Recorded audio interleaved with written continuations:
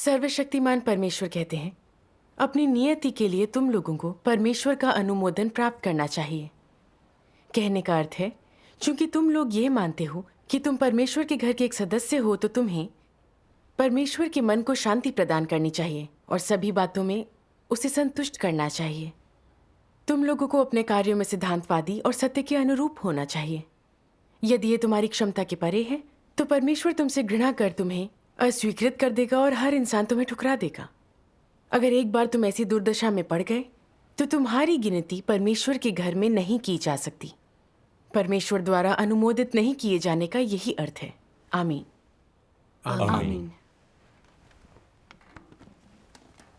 परमेश्वर चाहता है कि हम नियम से सत्य के अनुरूप काम करें। विश्वासी होने के नाते ये हमारा दायित्व है। हम परमेश्वर के मापदंडों पर खरे उतरे बिना उसकी स्वीकृति नहीं पा सकते। सही है। पहले मेरा भ्रष्ट स्वभाव मुझे हमेशा रोक देता था। मैं सिद्धांतों के मुताबिक काम नहीं करती थी। मैं कलीसिया के झूठे अगुवाओं या कर्मियों को उजागर करने की हिम्मत नहीं कर पाती थी। इससे परमेश्वर के घर का कार्य पिछड़ जाता। मैंने अनुभव से सीखा कि सिद्धांतों के अनुसार काम करना कितना अहम होता है। सही है। पिछली गर्मियों में हमारी कलीसिया अगुआ ने मुझे लिखने का काम दे दिया ताकि मैं टीम कार्य में टीम अगुआ की मदद कर सकूं। 3 महीने पहले मुझे अपने पिछले काम से बर्खास्त कर दिया गया था। इसलिए एक और मौका देने के लिए मैंने परमेश्वर का हार्दिक धन्यवाद किया। मेरे लिए ये मौका बहुत कीमती था और परमेश्वर के भरोसे मैं इसे करना चाहती थी। परमेश्वर का धन्यवाद। टीम अगुआ ने मुझे टीम के काम के बारे में जानकारी दी और मैंने देखा कि उनके पास आलेखों का संपादन करने वाले पर्याप्त लोग नहीं हैं, जिससे उनका काम आगे नहीं बढ़ पा रहा। मैंने कुछ भाई बहनों के नाम सुझाए ताकि हम चर्चा कर सकें कि उस काम के लिए सबसे उपयुक्त व्यक्ति कौन होगा। लेकिन उसका जवाब था, कोई जल्दी नहीं है, आराम से, पहले कुछ आलेख इकट्ठे करो, फिर देखेंगे। उसे इतना बेपरवाह देखकर मैं बहुत घबरा गई। टीम में ऐसे लोग ज्यादा नहीं थे जो सत्य को समझते हों और सक्षम हों। काम पर बुरा असर पड़ चुका था। वह कैसे कह सकता है आराम से करो? क्या ये गैर जिम्मेदाराना नहीं है? सही है। मुझे उसके सामने ये बात उठानी चाहिए। फिर मैंने सोचा, ये प्रभारी है और उसको ये काम संभालते मुझसे ज्यादा दिन हो चुके हैं। उसे सिद्धांतों की ज्यादा जानकारी है। व्यवस्था के बारे में उसे ज्यादा समझ होनी चाहिए। मैं तो अभी टीम में शामिल हुई हूँ और मेरे लिए सब कुछ नया है। अगर ज्यादा बड़बड़ करूंगी तो उससे लगेगा मैं हद से बाहर जा रही हूँ। जाने दो, इंतजार करके देखती हूँ। कुछ समय बाद मैंने देखा कि वह टीम के सदस्यों के प्रशिक्षण के बारे में वाकई बेपरवाह है और काम सौंपने में किसी नियम का पालन नहीं कर रहा था। कुछ भाई बहन कोई खास काम कर रहे होते और फिर पूरे हालात का जायजा लिए बिना, किसी व्यक्ति की खूबियों और काबिलियत का ख्याल किए बिना वह अपनी मर्जी से लोगों की नियुक्ति कर देता। इससे परमेश्वर के घर के कार्य पर बुरा असर पड़ा और हमारी तरक्की में रुकावट पैदा हुई। मैंने उससे कहा कि ये व्यवस्थाएं ना तो सिद्धांतों के अनुसार हैं और ना ही उपयुक्त हैं, लेकिन वह अपने फैसले पर कायम रहा। वह जो कर रहा था उसका विश्लेषण कर उसकी प्रकृति प्रकट करने के लिए संगति करनी चाहिए। फिर मैंने सोचा, मैं टीम में नई हूं। अगर मैं लगातार सुझाव देती रही तो क्या वह कहेगा कि मैं नियंत्रण करना चाहती हूं और ना समझ हूं? मैंने दोबारा कहने की हिम्मत ही नहीं करी। फिर एक कलीसिया अगुआ का पत्र मिला जिसमें पूछा गया था कि क्या हमें आलेख संपादन के लिए कोई मिला और क्या टीम अगुआ के साथ काम ठीक चल रहा है। इससे मुझे थोड़ी चिंता होने लगी। समझ नहीं पाई कि क्या जवाब दूं। अगर टीम अगुआ को पता चला कि उसके व्यवहारिक कार्य ना करने के बारे में मैंने कलीसिया अगुआ को बता दिया है, तो हम लोग साथ साथ काम कैसे कर पाएंगे? इसके अलावा मुझे नहीं पता था कि टीम के दूसरे लोग उसके बारे में क्या सोचते हैं।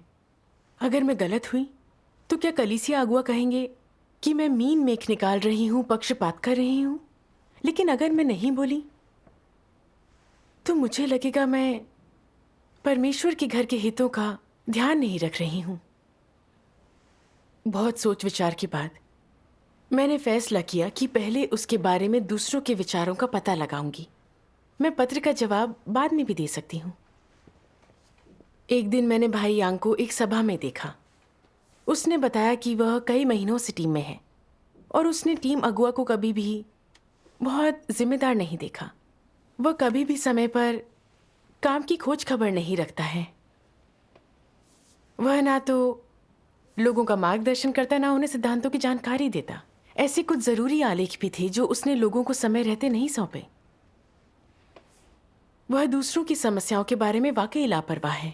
भाई यांग ने ये भी कहा कि उसने सभाओं में उसे आत्मचिंतन कर परमेश्वर के वचनों का अभ्यास करने के बारे में भी संगति करते हुए शायद ही कभी सुना है। वह बस थोड़े से सिद्धांत उगल देता है, मीठी बातें कर लेता है, पर वास्तविक कार्य नहीं करता। मैंने मन ही मन सोचा, वह कोई भी असल काम किए बिना बस यूं ही वक्त जाया करता है। वह दूसरों से ना तो सत्य स्वीकार करता है और ना ही सुझाव। क्या ये एक झूठे अगुआ की परिभाषा नहीं है? बिल्कुल। अगर परमेश्वर के घर के इस महत्वपूर्ण कार्य की जिम्मेदारी उसके सिर पर रही तो परमेश्वर के घर के कार्य को नुकसान हो सकता है। इस सब से मुझे एहसास हुआ कि समस्या बहुत गंभीर है। मुझे बिना देर किए किसी कलीसिया अगुआ को बताना चाहिए। बिल्कुल। फिर मैंने सोचा कि अगर मैंने उसकी ये शिकायत कर दी और उसके स्थान पर किसी और को नियुक्त नहीं किया गया तो वह मुश्किल खड़ी कर मुझे मेरे काम से बर्खास्त कर सकता है। मैं 3 महीनों तक धार्मिक कार्य और आत्मचिंतन करती रही हूं। इस काम में मुझे ज्यादा दिन नहीं हुए। मैं बर्खास्त कर दी गई तो मुझे नया काम मिलेगा? कहते हैं जो कील बाहर निकली होती है सबसे पहली चोट उसी पर की जाती है। मुझे कुछ नहीं कहना चाहिए, दूसरे की शिकायत करने का इंतजार करना चाहिए। इस प्रकार मैं अपना सिर ओखली में नहीं डालूंगी। तो बताइए, इसके बाद क्या हुआ? मैं बस एक आंख खुली और एक आंख बंद रखकर काम चलाना चाहती थी, लेकिन परमेश्वर तो दिल के अंदर देखता है। घर जाते वक्त मुझे बहुत बेचैनी महसूस हो रही थी। मेरी अंतरात्मा मुझे कचोट रही थी। लगा पवित्र आत्मा मुझे फटकार रहा है।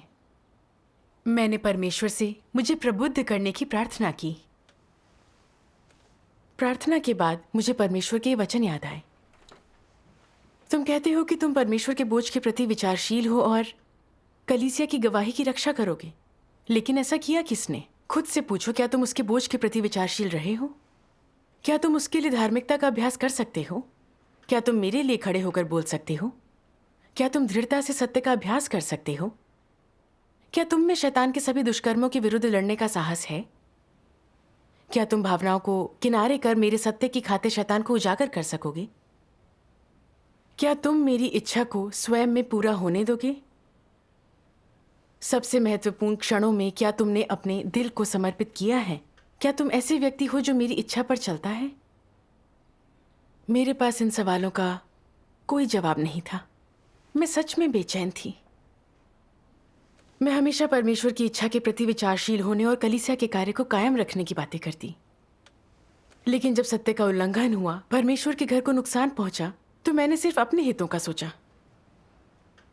मुझे पता था कि टीम का अगुआ अपने काम में लापरवाह है और कोई असल काम नहीं करता। इससे कलीसिया के कार्य को नुकसान पहुंच चुका है और मुझे कलीसिया के अगुआ को बता देना चाहिए, लेकिन इस डर से कि वह मुझसे बदला लेगा या मेरी नौकरी जा सकती है, मैंने खुद को बचा कर रखा। मैं अहम घड़ी में पीछे हट गई। जो हो रहा है उसे मैं देखकर भी अनदेखा करती रही। परमेश्वर के घर के हितों को कायम नहीं रखा। मैं बिना इंसानियत और समझ के बहुत ज्यादा स्वार्थी और घिनौनी थी। घर पहुंचने पर मैंने परमेश्वर से प्रार्थना की। मैंने किस कारण से सत्य का अभ्यास नहीं किया और कलीसिया के कार्य को कायम नहीं रखा। फिर मैंने परमेश्वर के वचनों का यह अंश पढ़ा।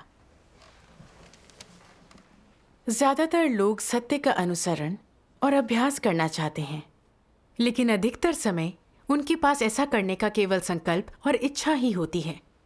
सत्य उनका जीवन नहीं बना है।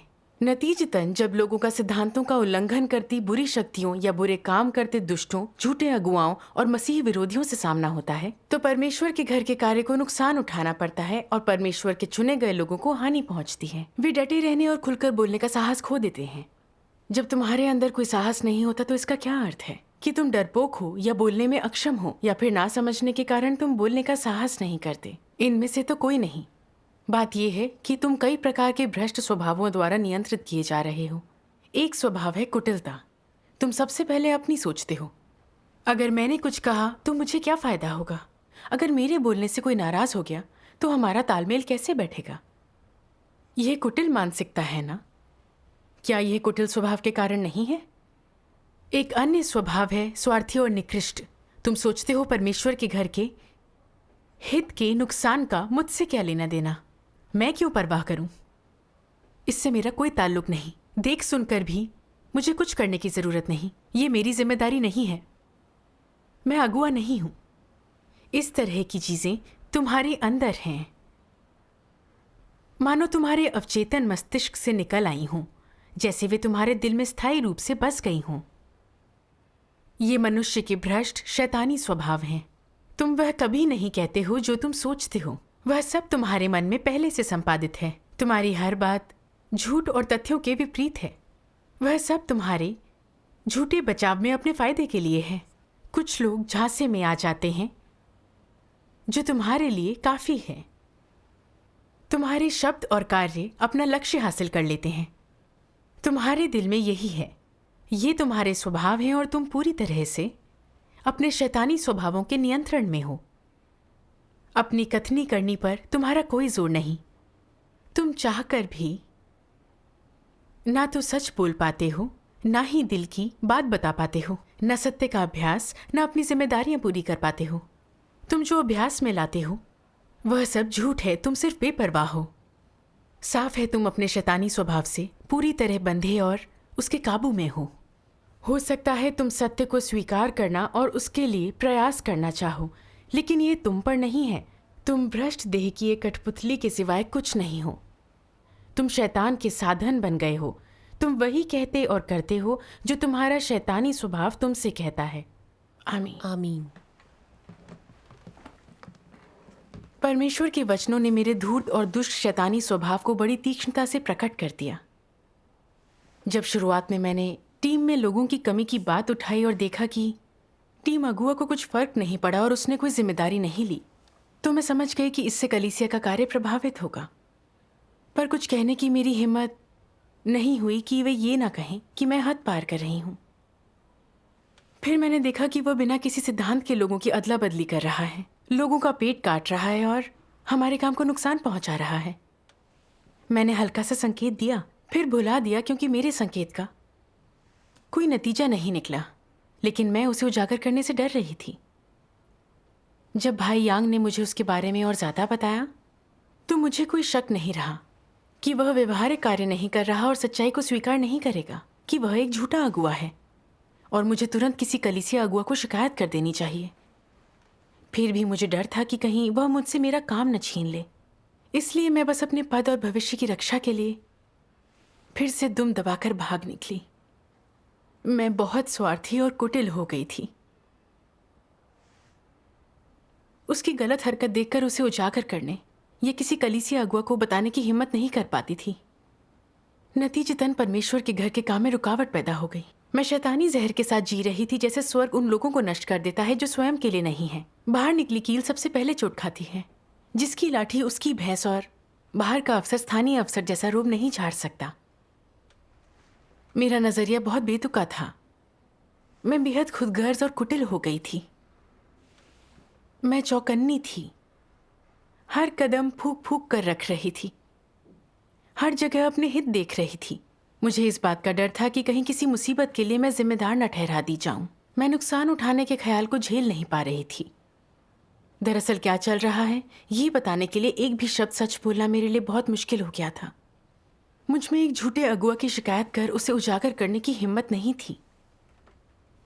मैं शारीरिक और मानसिक दोनों ही तरह से इस शैतानी स्वभाव और जहर से मजबूती से बंधी हुई और नियंत्रित थी। मैं सच्चाई नहीं बता सकती थी और मुझ में धार्मिकता भी नहीं थी। जीने का ये बेहद कायराना तरीका था। मैंने महसूस किया कि ये शैतानी जहर बेहद बेतुका है और उसके प्रभाव में मेरा हर काम सच्चाई के खिलाफ है और परमेश्वर विरोधी है। मुझ में बिल्कुल भी इंसानियत नहीं है। तभी कलीसिया द्वारा अपनी कार्य व्यवस्था को निर्धारित करने का समय आ गया। हमसे फिर कहा गया कि अगर ऐसे दुष्कर्मियों, मसीह विरोधियों या झूठे अगुवाओं का पता चले जो व्यवहारिक कार्य ना करते हो तो परमेश्वर के घर के हितों की रक्षा के लिए उनकी शिकायत कर दी जाए। ये जिम्मेदारी परमेश्वर द्वारा चुने हर व्यक्ति की है। जब मुझे परमेश्वर के घर की ये अपेक्षाएं पता चली तो मुझे बहुत बुरा लगा। मैं जानती थी कि हमारी टीम में एक झूठा अगुआ है, लेकिन मैंने उसकी शिकायत करने की हिम्मत नहीं की। मैं परमेश्वर द्वारा चुनी जाने योग्य कैसे हूं? मैंने परमेश्वर के कुछ ऐसे वचन ढूंढे जो मेरी दशा के लिए उपयुक्त थे और मुझे ये अंश मिला। एक अगुआ या कार्यकर्ता के साथ व्यवहार करने के तरीके के बारे में लोगों का रवैया कैसा होना चाहिए। अगर अगुआ या कार्यकर्ता सही है तो तुम उसका पालन कर सकते हो। अगर वह गलत है तो तुम उसे उजागर कर सकते हो, यहाँ तक कि उसका विरोध कर सकते हो और एक अलग राय भी जाहिर कर सकते हो। अगर वह व्यवहारिक कार्य करने में असमर्थ है और खुद को एक झूठे अगुआ, झूठे कार्यकर्ता या मसीह विरोधी के रूप में प्रकट करता है तो तुम उसकी अगुवाई को स्वीकार करने से इनकार कर सकते हो। तुम उसके खिलाफ शिकायत करके उसे उजागर भी कर सकते हो। सत्य को ना समझने के कारण परमेश्वर के चुने हुए लोग कायर हैं। वे कुछ करने की हिम्मत नहीं करते। वे कहते हैं, अगर अगुआ ने मुझे निकाल दिया तो मैं बर्बाद हो जाऊंगा। अगर उसने सबको मुझे उजागर करने और मेरा त्याग करने पर मजबूर कर दिया तो मैं परमेश्वर पर विश्वास नहीं कर पाऊंगा। अगर मैंने कलीसिया को छोड़ दिया तो परमेश्वर मुझे नहीं चाहेगा और मुझे नहीं बचाएगा। कलीसिया परमेश्वर का प्रतिनिधित्व करता है। क्या सोचने के ऐसे तरीके उन चीजों के प्रति ऐसे व्यक्ति के रवैये को प्रभावित नहीं करते हैं? क्या ये सच है कि अगर अगुआ ने तुमको निकाल दिया तो तुमको बचाया नहीं जाएगा? क्या तुम्हारे उद्धार का प्रश्न तुम्हारे प्रति अगुआ के रवैये पर निर्भर है? इतने सारे लोगों में इतना डर क्यों है? अगर कोई झूठा अगुआ या कोई मसीह विरोधी व्यक्ति तुम्हें धमकी देता है और तुम आवाज नहीं उठाते और उसकी बातों से सहमत होने की गारंटी देते हो तो क्या तुम बर्बाद नहीं हो गए? क्या इस तरह का व्यक्ति सत्य का अनुसरण करने वाला व्यक्ति है? तुम न केवल ऐसे दुष्ट व्यवहार को उजागर करने की हिम्मत नहीं करते जो शैतानी मसीह विरोधियों द्वारा किया जा सकता है, बल्कि तुम उनका आज्ञा पालन करते हो, उनके शब्दों को सत्य मान लेते हो जिनके प्रति तुम समर्पित हो। क्या ये मूर्खता का प्रतीक नहीं है? आमीन। इन वचनों को पढ़कर मेरा दिल रोशन हो गया। मैं टीम के अगुआ की शिकायत करने से डर रही थी कि कहीं नाराज होकर वह मेरा काम करना मुश्किल ना कर दे या मेरी नौकरी ही ना चली जाए। मानो मेरा काम और मेरी नियति तय करना जैसे उसके हाथ में हो। मेरा ये नजरिया ही बेतुका था। मेरा बर्खास्त होना या मेरी नियति तो परमेश्वर के हाथ में है, किसी इंसान के हाथ में कुछ नहीं है। सही है। झूठे अगुआ और मसीह विरोधी इस पर काबू नहीं कर सकते। परमेश्वर का घर दुनिया की तरह नहीं है। यहाँ सत्य और धार्मिकता का बोलबाला होता है। परमेश्वर के घर में झूठे अगुआ और मसीह विरोधी पैर नहीं जमा सकते। वे थोड़े समय के लिए ताकत हासिल कर सकते हैं, लेकिन आखिरकार सब उजागर कर हटा दिए जाएंगे। बिल्कुल सही। कलीसिया ने पहले भी झूठे अगुआओं और मसीह विरोधियों को बर्खास्त किया है, उन्हें हटाया है। मुझे ये बात समझ आ गई। लेकिन जब उनमें से एक मेरे दायरे में आ गया और परमेश्वर के घर के हितों की रक्षा के लिए उसकी शिकायत करने की नौबत आई तो मैं पीछे हट गई। मुझे शैतान की नन्ही प्यादा बनना बेहतर लगा। मैं बेहद कमजोर और कायर थी। मैं परमेश्वर के धार्मिक स्वभाव को नहीं समझ पाई कि हर चीज पर उसका शासन और उसकी नजर है। मुझे परमेश्वर को नहीं, एक इंसान को नाराज करने का डर था। मेरे दिल में परमेश्वर के लिए जगह थी ही कहां। फिर मैंने परमेश्वर के वचनों का एक और अंश पढ़ा। यदि कलीसिया में ऐसा कोई भी नहीं है जो सत्य का अभ्यास करने का इच्छुक हो और परमेश्वर की गवाही दे सकता हो, तो अन्य कलीसियाओं से संबंध खत्म कर उस कलीसिया को पूरी तरह अलग कर देना चाहिए। इसे मृत्यु दफन करना कहते हैं। इसका अर्थ है शैतान को बहिष्कृत करना। यदि किसी कलीसिया में कई स्थानीय गुंडे हैं और कुछ छोटी मक्खियों द्वारा उनका अनुसरण किया जाता है जिनमें विवेक नहीं है, और यदि समागम के सदस्य सच्चाई जान लेने के बाद भी इन गुंडों की जकड़न और तिकड़म को नकार नहीं पाते, तो उन सभी मूर्खों का अंत में सफाया कर दिया जाएगा। भले ही इन छोटी मोटी मक्खियों ने कुछ खौफनाक ना किया हो, लेकिन ये और भी धूर्त, ज्यादा मक्कार और कपटी होती हैं। इस तरह के सभी लोगों को हटा दिया जाएगा, एक भी नहीं बचेगा। जो शैतान के हैं वे उसी के पास लौट जाएंगे, जबकि जो परमेश्वर के हैं वे सत्य खोजेंगे। यह उनकी प्रकृति के अनुसार तय होता है। उन सभी को नष्ट हो जाने दो जो शैतान का अनुसरण करते हैं। इन लोगों के प्रति कोई दया भाव नहीं दिखाया जाएगा। जो सत्य के खोजी हैं उनका भरण पोषण होने दो और वे अपने हृदय के तृप्त होने तक परमेश्वर के वचनों में आनंद प्राप्त करें। परमेश्वर धार्मिक है, वह किसी से पक्षपात नहीं करता। यदि तुम शैतान हो तो तुम सत्य का अभ्यास नहीं कर सकते। यदि तुम सत्य के खोजी हो तो शैतान तुम्हें कभी बंदी नहीं बनाएगा। इसमें कोई संदेह नहीं है। आमीन। ये पढ़कर मुझे परमेश्वर के पवित्र, धार्मिक, अपमानित ना किए जाने वाले स्वभाव का एहसास हुआ। वह मसीही विरोधियों का कलीसिया में गड़बड़ी फैलाना और अपने चुने हुए लोगों की हानि नहीं सहेगा। वह उनसे भी घृणा करता है जो सत्य का अभ्यास नहीं करते, जो ऐसे लोगों के प्रकट होने पर परमेश्वर के घर के हितों की रक्षा नहीं करते। अगर वे प्रायश्चित नहीं करते तो आखिर वे सब हटा दिए जाएंगे और दंडित भी होंगे। सही है। मैंने सोचा कि टीम अगुआ के झूठे अगुआ होने की बात जानकर भी मैंने सत्य का अभ्यास नहीं किया या उसकी शिकायत करने की हिम्मत नहीं जुटाई। ये सब मैंने अपने स्वार्थ के लिए किया था। मैंने बार बार शैतान के सामने सिर झुकाया। परमेश्वर के घर के कार्य की कीमत पर उस झूठे अगुआ को बचाती रही। मैं भी उसकी दुष्टता में भागीदार थी। मैं परमेश्वर के दिए सत्य का आनंद ले रही थी, उसकी मेज से लेकर खा पी रही थी। लेकिन जब शैतान परमेश्वर के घर में तबाही मचा रहा था, मैं ईशगृही के हितों की रक्षा न कर पाई। दुश्मन के साथ खेले उस हाथ को काटा जो खाना खिलाता है। ये परमेश्वर के साथ विश्वासघात और उसके स्वभाव का अपमान था। हाँ। परमेश्वर के इन वचनों को याद करके उन सभी को नष्ट हो जाने दो जो शैतान का अनुसरण करते हैं। मैं सचमुच भयभीत हो गई। पता था मैंने प्रायश्चित नहीं किया तो परमेश्वर झूठे अगुआ के साथ मुझे भी हटा देगा। मैंने एक झूठे अगुआ की शिकायत ना करने की प्रकृति और गंभीर परिणामों को समझ लिया। स्वार्थ और घिनौनेपन के कारण मुझे खुद से नफरत हो गई। मैंने परमेश्वर के घर के हितों की रक्षा नहीं की। मुझ में जरा भी इंसानियत नहीं थी। और फिर मैंने परमेश्वर से प्रार्थना की, हे परमेश्वर, मैं बहुत ही स्वार्थी और कुटिल हूं।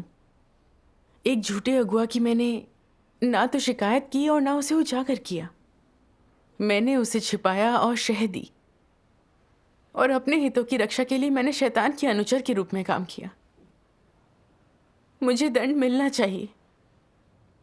हे परमेश्वर, मैं फिर कभी ऐसा नहीं करूंगी। मैं प्रायश्चित करना चाहती हूँ। आमीन। मुझे शक्ति दो ताकि मैं सत्य का अभ्यास कर सकूं, झूठे अगुआ की शिकायत कर उसे उजागर और कलीसिया कार्य को कायम रख सकूं। आमीन। अगले दिन धार्मिक कार्य में मैंने परमेश्वर के ये वचन पढ़े।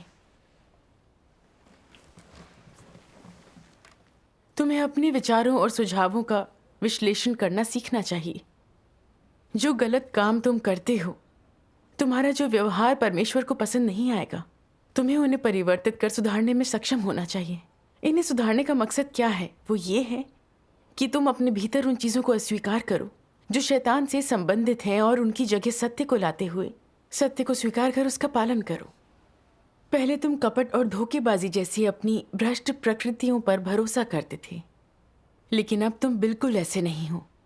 अब जब तुम कोई काम करते हो तो तुम ईमानदारी, पवित्रता और आज्ञाकारिता की मानसिकता के साथ कार्य करते हो।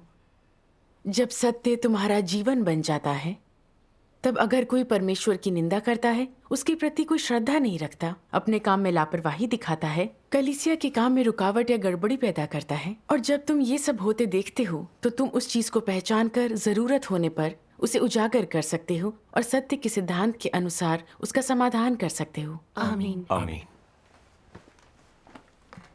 इन वचनों ने मुझे एहसास कराया कि आस्था का बुनियादी तत्व है ईमानदार दिल, सत्य का अभ्यास, परमेश्वर के घर के हितों की रक्षा करना और सिद्धांत अनुसार काम करना। परमेश्वर को आनंद देने का यही तरीका है। मुझे सत्य का अभ्यास करना था और सिद्धांत अनुसार टीम की अगुआ की शिकायत करनी थी। इसलिए मैंने उसके हर काम के बारे में सटीक और विस्तृत ब्यौरा लिखकर एक कलीसिया अगुआ को दे दिया। हर चीज का सत्यापन करने के बाद कलीसिया अगुआ ने पुष्टि कर दी कि वह लापरवाह है और उसने कोई वास्तविक कार्य नहीं किया है। वह झूठा अगुआ था और उसे काम से बर्खास्त कर दिया गया। परमेश्वर का धन्यवाद। इस बात की सूचना पाकर मुझे बहुत ही सुकून महसूस हुआ। आमीन। उस अनुभव ने मुझे एहसास कराया कि परमेश्वर कितना धार्मिक है और उसके घर में मसीह और सत्य का शासन होता है। सही है। किसी का पद चाहे जितना भी ऊंचा हो, कोई कितना भी वरिष्ठ हो, उसे सत्य और ईश वचनों के प्रति समर्पित होना चाहिए। बिना सत्य के अभ्यास के वे परमेश्वर के घर में टिक नहीं सकते। अंत में उन्हें हटा दिया जाएगा। आमीन। ईमानदारी से परमेश्वर के वचनों का अभ्यास और सिद्धांतों के अनुसार काम करना ही परमेश्वर की इच्छा के अनुरूप होता है। सही है। किसी की शिकायत करने के अनुभव से मैंने यही बात सीखी। परमेश्वर का धन्यवाद। परमेश्वर का धन्यवाद। इन्होंने यह बिल्कुल सही अनुभव कहा। कमाल का है। हाँ वाकई।